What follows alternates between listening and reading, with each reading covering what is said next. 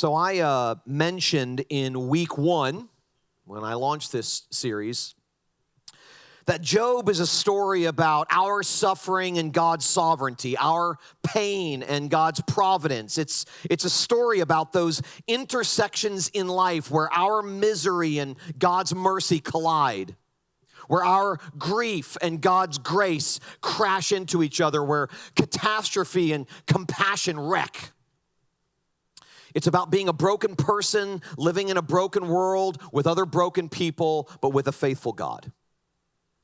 It's really about the fact that life is hard and pain is real, but grace abounds. And so far, we've seen Job suffer calamity after calamity. In chapter 1, chapter 2, we saw that Job suffers calamity after calamity after calamity, all in succession. He lost his family, his children all died. He lost his wealth, he lost his health, he lost everything. In one clean swoop, Job lost life as he knew it. And as a result, he is emotionally shocked. He's physically disabled. He's socially isolated. He's completely undone. Job is wrecked, undone. And in the verses I just read, we're introduced to 3 of Job's friends who heard about his troubles and set out to comfort him. That's what the second part of verse 11 says, when it says they made an appointment together to come to him and show him sympathy and to comfort him. They made this arrangement together. They all came from 3 different places, and they made this arrangement together. The news of Job's troubles had traveled far and wide, and they made an arrangement together to go and meet with him, to show him sympathy, to try and comfort him. And they came from, as I mentioned, 3 different places, and that's significant because Job's reputation, and because he was so well known, because of those things, news of all of his suffering traveled around the world of that day. Job was unarguably the most well-known man in the world of that time. And so him suffering the tragedies and the calamities that he suffered, that news traveled far and wide. And so it traveled to 3 different places, as far as we know, in these 3 places where Job's friends were. And what they saw, verse 12 says that they did not even recognize him from far off. They didn't even recognize him. They couldn't even recognize their friend. And that phrase, they didn't even recognize him, tells us how disfigured Job was because of his sufferings. When they saw him, even from far off, it says that they wept aloud. They fell apart. In seeing how much Job had fallen apart, they themselves fell apart. It says that they tore their robes and they sprinkled dust on their head. Those 2 things, even though that doesn't mean a whole lot for us today, those 2 expressions were the most drastic form of grieving, and they were usually reserved for when someone died. This was a common expression. Tearing robes, sprinkling dust on your head was a common expression reserved for when someone died. In verse 13, when it says that they sat on the ground with him and wept with him, and no one said a word for 7 days and 7 nights. 7 days and 7 nights were the proper time back then to spend in mourning when someone died. So even though Job wasn't dead, his catastrophe was so violent and was so comprehensive that they expressed themselves, his friends expressed themselves, and they mourned as if he was dead. That's how big this was. That's how catastrophic this was. Well, Job finally breaks the 7-day silence in chapter 3 by expressing for an entire chapter, all of chapter 3.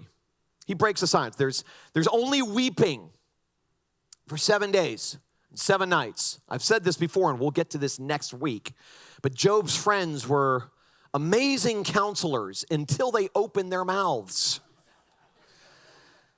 And they started to speculate as to why Job was suffering, and they were essentially saying, good people get good stuff, bad people get bad stuff. That's how the world works, Job. You're clearly getting bad stuff. What have you done wrong? Come on, confess your sin. Show us the skeletons in your closet. And of course, we know as a reader, based on what Job chapter 1, verses 1 through 5 say, Job was one of the good guys. We know he's not suffering because he's done something wrong and therefore God is punishing him. He's suffering for reasons that are unknown to both Job and his friends. But they sat on the ground for 7 days and 7 nights. I love what verse 13 says. And they sat with him on the ground 7 days and 7 nights. And no one spoke a word to him because they saw that his suffering was very great. How counterintuitive is that?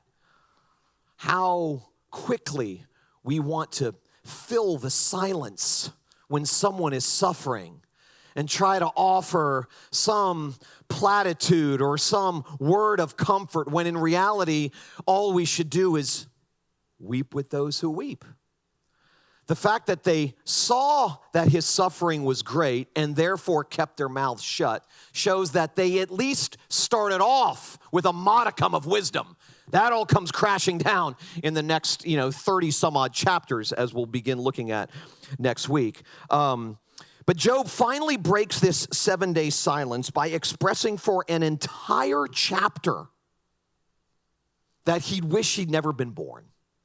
Beginning in chapter 3, verse 1, it says, after this, in other words, after these 7 days, Job opened his mouth and cursed the day of his birth.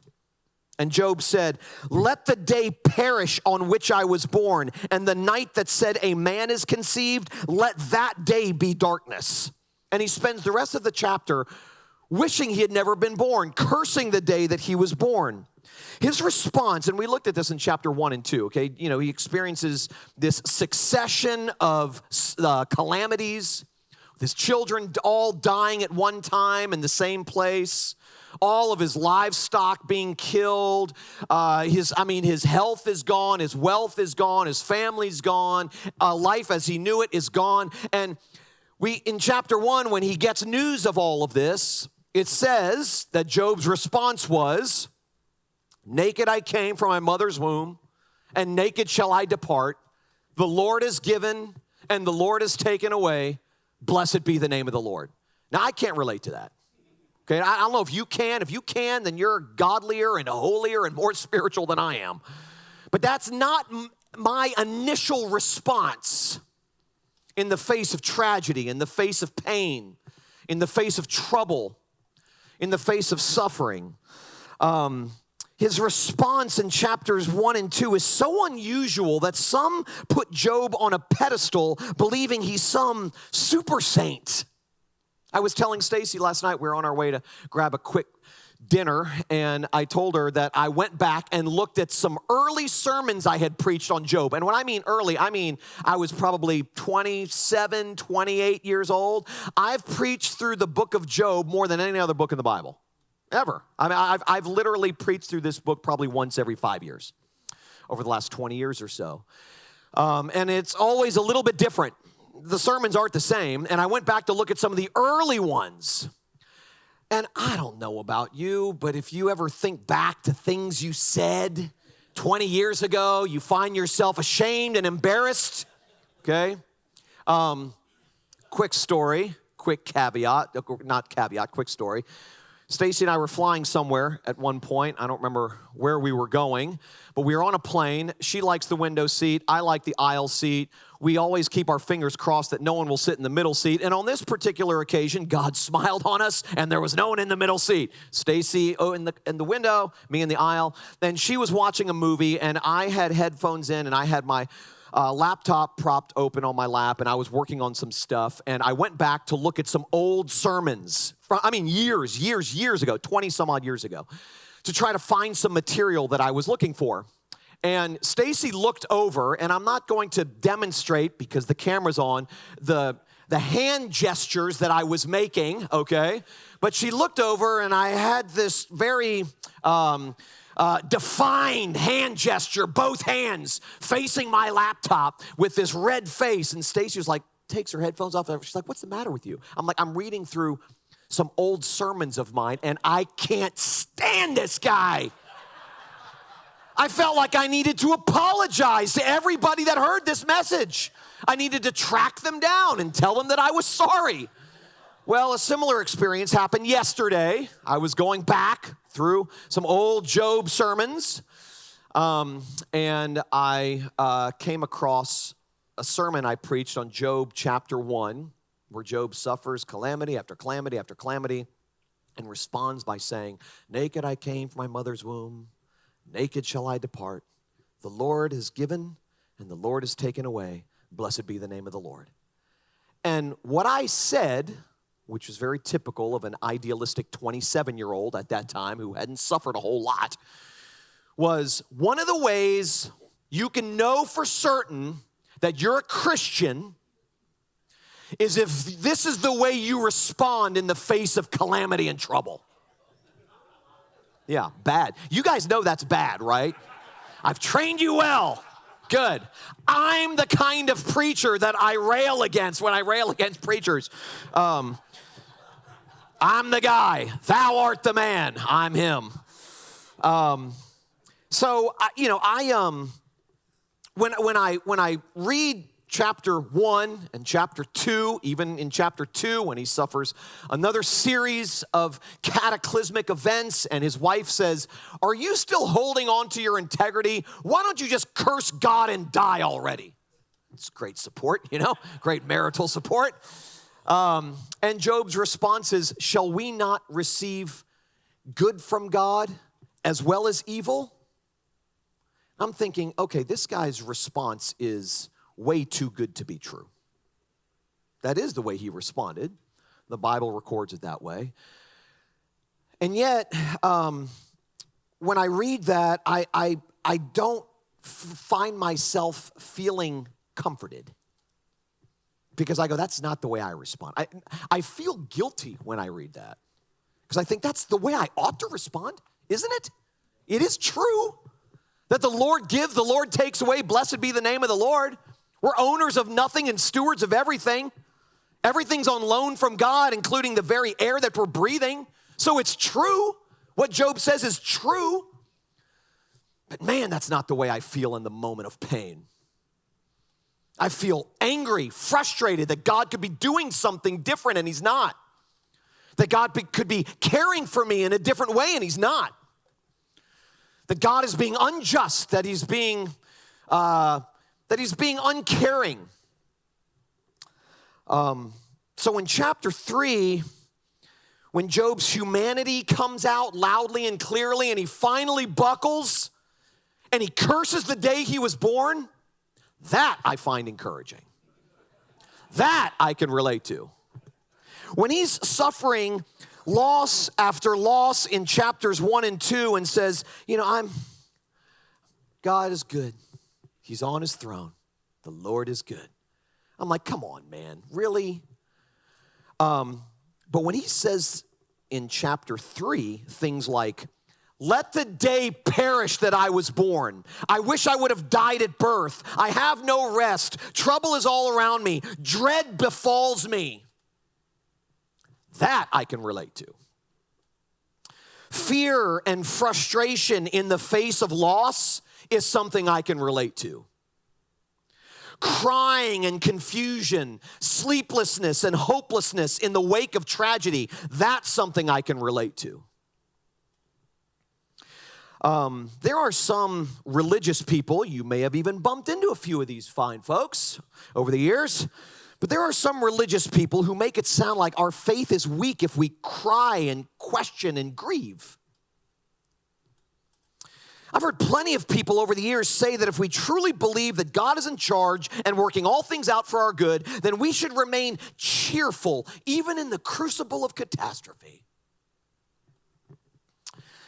I said a few weeks ago that the required cheerfulness that characterizes many churches has produced this suffocating environment of pat answers to the painful questions that puzzle the lives of hurting people.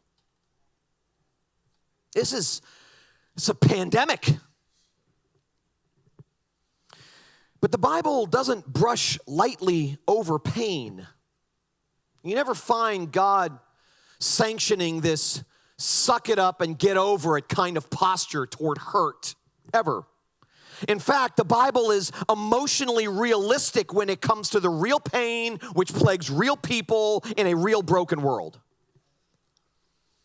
The Bible doesn't present microwavable solutions to deep human griefs.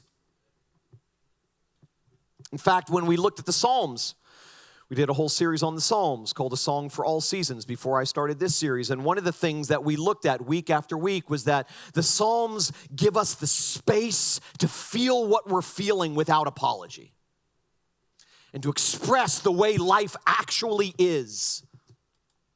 To talk about life and the hardship of life and the difficulty of life the way that it actually is. The Psalms don't look at life with rose-colored glasses. The Bible doesn't look at life with rose-colored glasses. And that's good, because if you think that life is good and you're getting better and better, just keep living. I think it was Jonathan Edwards who said many, many, many years ago that there is more evidence for original sin than there is anything else in the world. Just look at life and this world. Look inside your own heart. Mine too. The Bible just doesn't present these microwavable solutions to deep human griefs. Jesus himself was called a man of sorrows. Solomon says in Ecclesiastes chapter 3, verse 4, that there is a time to weep. Some of the sturdiest people I've ever known have been those who know how to weep. Some of the most spiritually deep people I know are people who know how to weep. I was thinking about this yesterday and how we ask God to teach us to weep. If life is broken and this world is broken, then there is a lot to weep over. Jesus wept. He wept over Jerusalem. Job teaches that tears and trust can exist side by side. You can believe that God is in control and cry and express frustration when you're in pain. Both of those things. Notice, we talked about this last week. We talked about the sovereignty of God, which is just a big Bible word for the idea that God is in complete control of everything he's made. That there are no maverick molecules out there. That God is in complete control of all things. That's what the Bible means when it speaks about the sovereignty of God. And I mentioned last week that the sovereignty of God gives us hope in our sorrow, because even though we can't understand what God's doing, and we may not like what he's doing, we know that behind the curtain of whatever this tragedy is a good God in complete control of all things, working everything out for our good and his glory. And that's comforting in time of sorrow. The sovereignty of God gives us hope in our sorrow, but it doesn't take our sorrow away. Sometimes that's the mistake people make. Well, if I believe God is in control, then any expression of sorrow demonstrates a weakness of faith. Not true. Job teaches us, as I said, that tears and trust can exist side by side. Jesus demonstrated this too on a number of different occasions. When he wept over Jerusalem, when he wept over his friend Lazarus' death right before he raised him, in the Garden of Gethsemane, when he's praying and sweating and crying and asking his Father if there's another way to get the job done. Jesus himself demonstrates that tears and trust can exist side by side. Now notice, Job never laments when he's reflecting on his losses. He never laments that he lost his stuff. It's not what he's lamenting. He laments that he lost his peace. Now that's significant, I think, for some very specific reasons. He never asks, why have I lost everything? Never. In everything Job says to God, He never says, why have I lost everything? What he says is, why have you left me?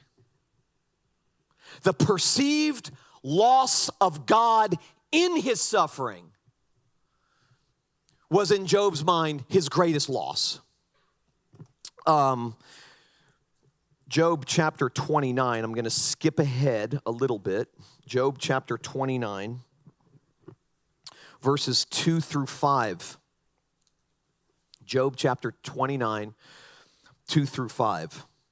It says that Job, this is in the context of Job and his friends going back and forth, and now it's Job's turn to talk. In verse 2, he says, "Oh, that I were as in the months of old, as in the days when God watched over me, when his lamp shone upon my head, and by his light I walked through darkness, as I was in my prime, when the friendship of God was upon my tent, when the Almighty was yet with me, when my children were all around me." He's remembering when life was good. In those verses, when God was caring and close, when he was surrounded by the fun and the laughter of his children, his house was full. He was remembering when life was good, when God seemed near, when God seemed close and caring. And he's expressing the same kind of depression there that overtook the psalmist in Psalm 88, verse 14, where he says, "O Lord, why do you cast my soul away? Why do you hide your face from me?" That's what Job's saying, essentially, in chapter 29.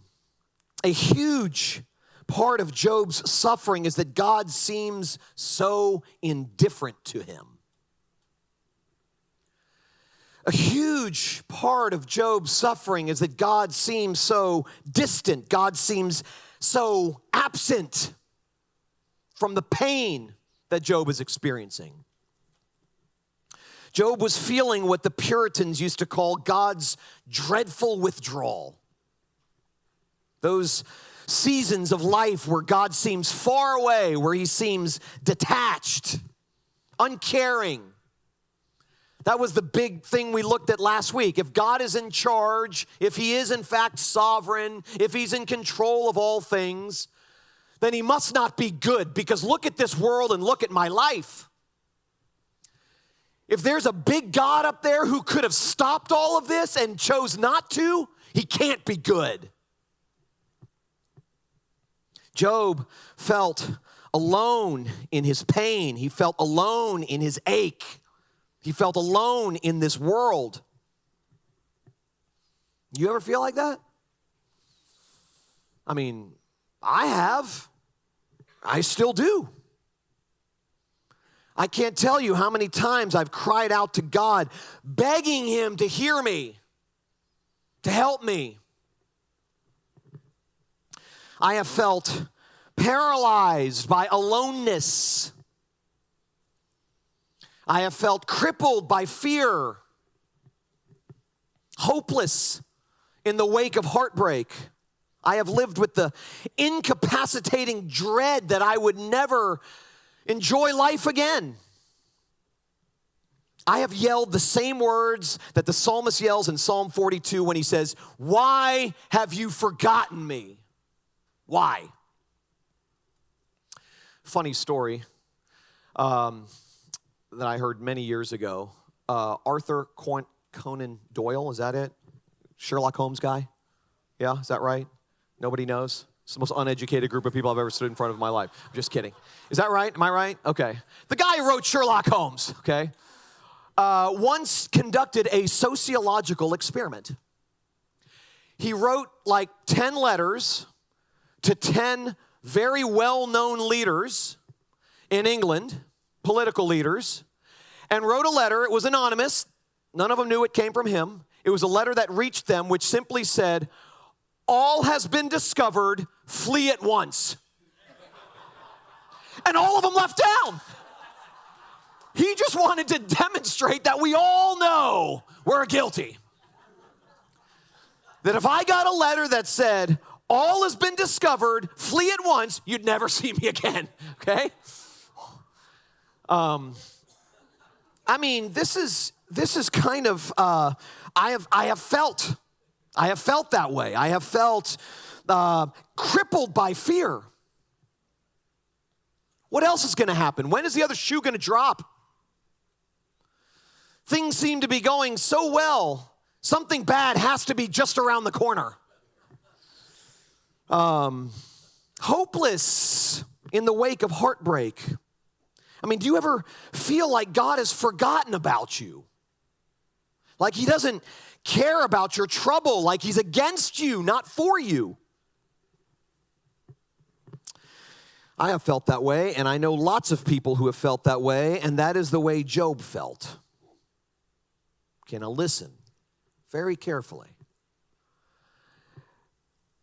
Concluding that God has forgotten about you, when we conclude, okay, we're suffering something painful, we're experiencing a dark night of the soul, we're experiencing what we perceive to be God's dreadful withdrawal, suffering has come to our front door and has invaded our living space.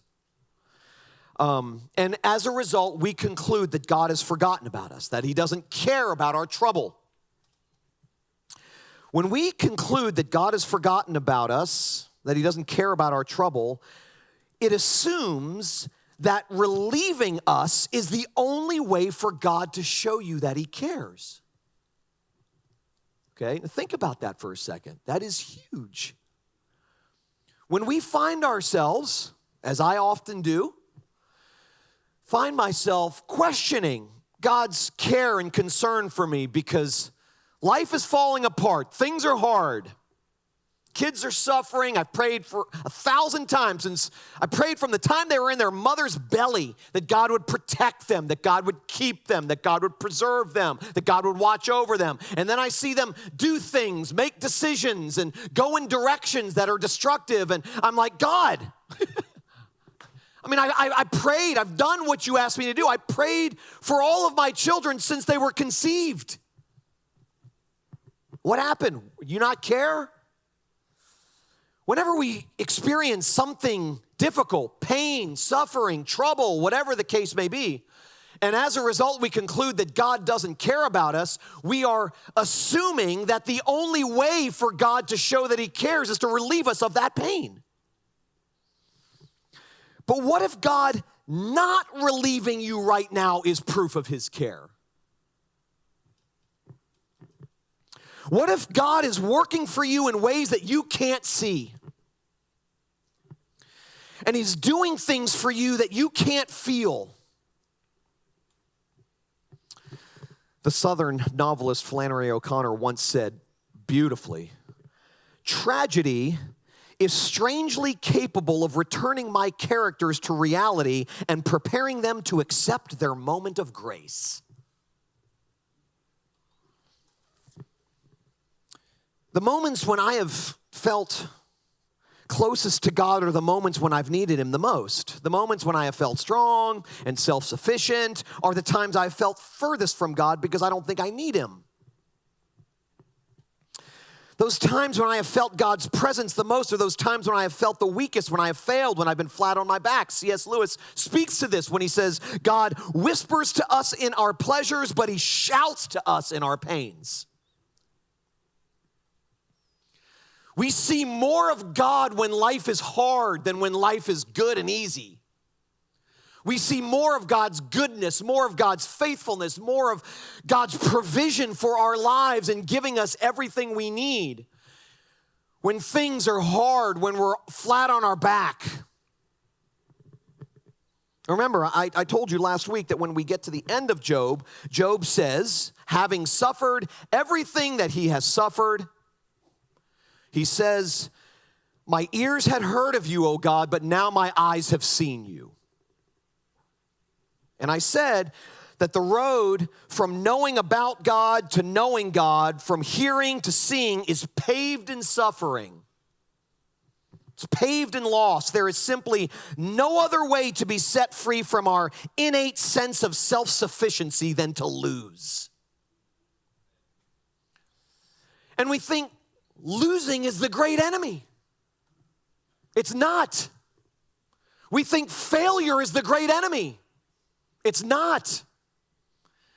It's typically in losing and in failure that we see God and are set free from this exhausting sense of self-sufficiency that we've been cultivating our entire lives. Anybody who says, you can accomplish anything is not your friend.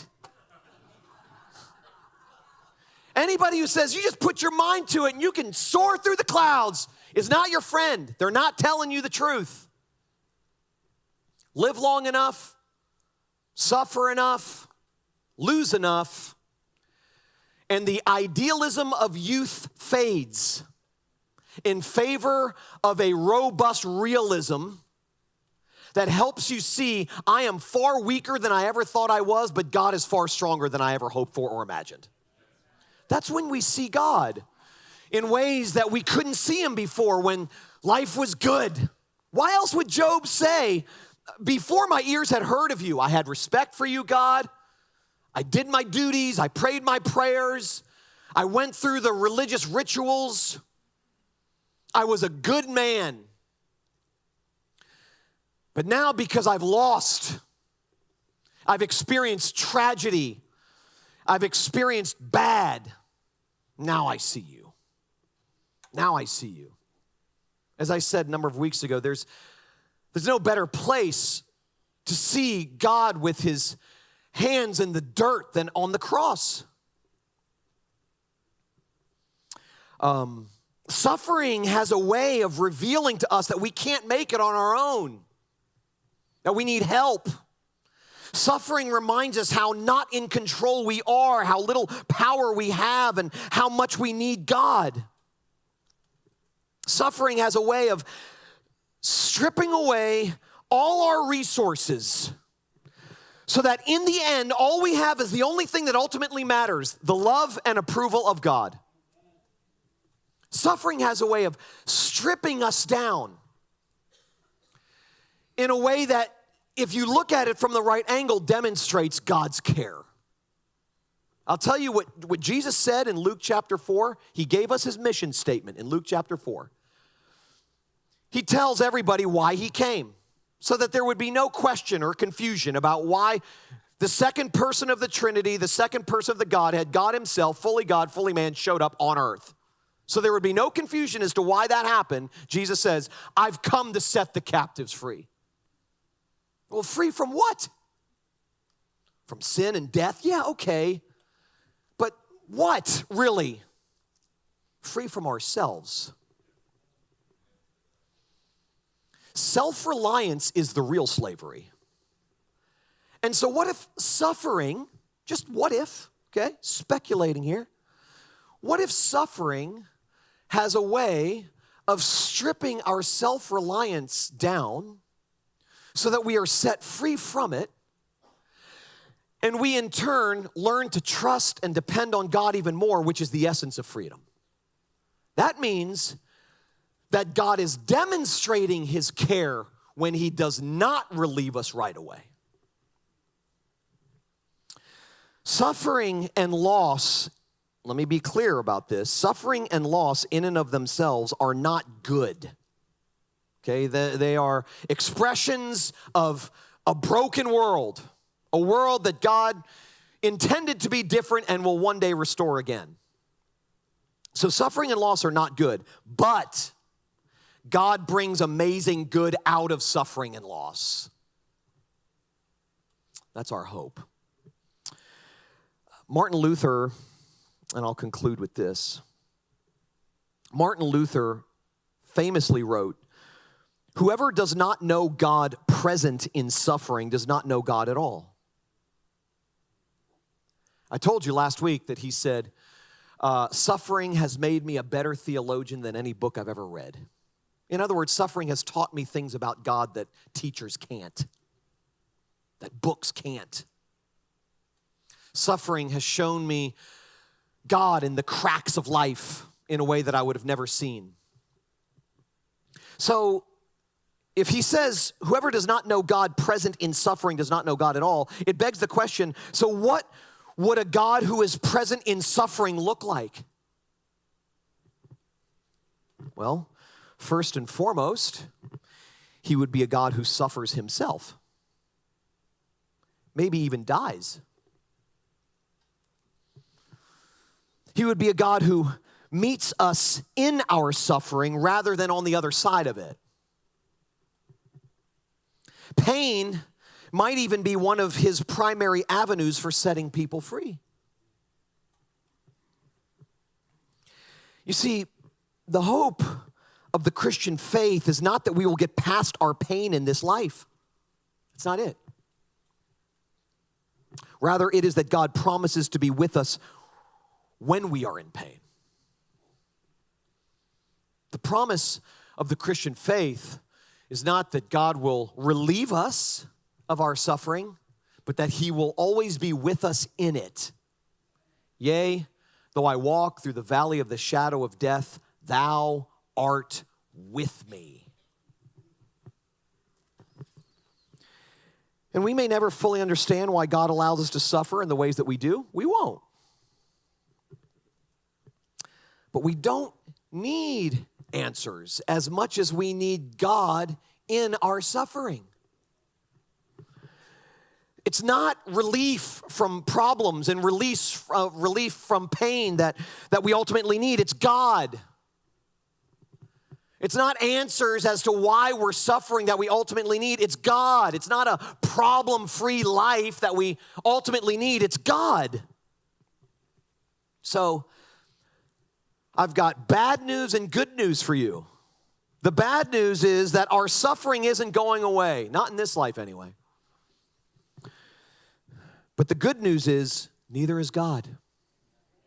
He sticks and he stays. And I find great comfort in the words of Isaiah chapter 41, verse 10, where God himself says, and let this be a deep comfort to all of you, where God himself says, fear not, for I am with you. Be not dismayed, for I am your God. I will strengthen you. I will help you. I will never leave you. I will uphold you with my righteous right hand. Nowhere does he say, just, I'm going to take away all of your pain. I'm going to take out of your life all the hard things. Doesn't say that. He simply says, fear not, for I am with you. In your pain, in your trouble, in your suffering, in your catastrophes, be not dismayed, for I am your God. I will strengthen you. I will help you. I will show myself to you. I will never leave you. I will uphold you with my righteous right hand. That's who he has promised to be. And that's what he's promised to do. Let's pray together.